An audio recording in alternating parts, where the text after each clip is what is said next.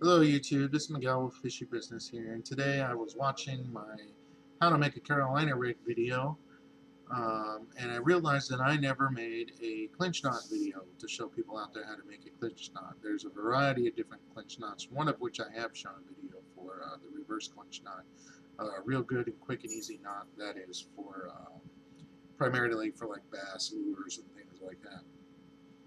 But today we're going to be learning the simple clinch knot and the modified clinch knot. Both are almost identical to do. One is just easier to use with thinner diameter string, and one is able to use with any kind of diameter string. It works really good. So here it goes. Hey YouTube, so today we're going to be using this oversized piece of metal that I have found around the house, and I just kind of bent a loop around it so that I could show you guys how to do it really well. And a black piece of string that I had lying around, just for instructional purposes so that it's easier to see the steps involved in these two knots. So the first of which we're doing right now is the simple clinch knot. This one's very easy. Basically this would be the eye of your weight or hook or swivel, whatever you got in your hand, and your fishing string, of course. So you run it through, and you're only going to need like 3 to 4 inches of length pulled through the eye of your hook or weight or swivel. And basically what you're going to do is just make twists. Between 5 and 6 is normal. For video's sake, I'm only going to do like 3 or 4, just so you can show you. So basically this is where we are. We got twists on our string. And basically at the bottom it makes this loop right here. And you're going to take this tag in, and you're going to run it through that loop.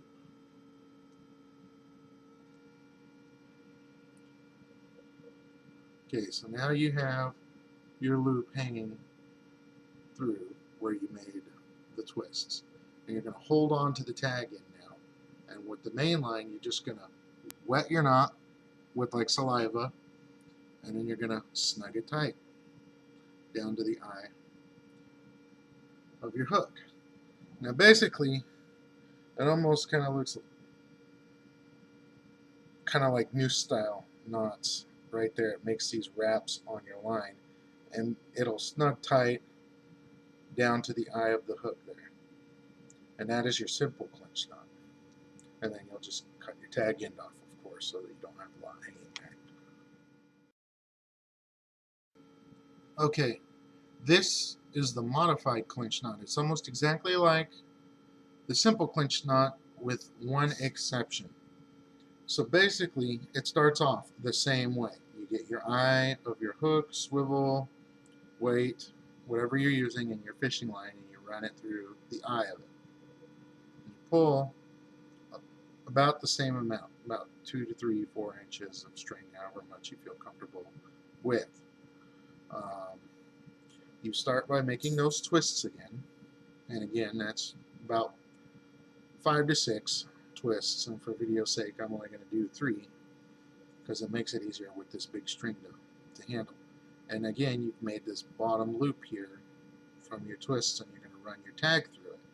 But this time, instead of pulling it tight like we did in the last one, it makes another loop, and we're going to run the tag and pop it through that. Now you can hold the tag and shrink your wraps down after wetting them, of course, because it makes the knot pull tighter when you wet it. And basically this one is like a little double assurance for thinner lines only. I use this for max 5-pound test line. The other simple clinch knot you can use with small line or big line, but primarily I use the simple clinch knot for big line because it's easier to tie. This one will not hold on thicker grade line for some reason. It's just not as flexible with your monofilaments and things of that nature. But this knot is a really good knot you can use for smaller size strings. And there it is, the modified clinch knot. And always cut off your excess there.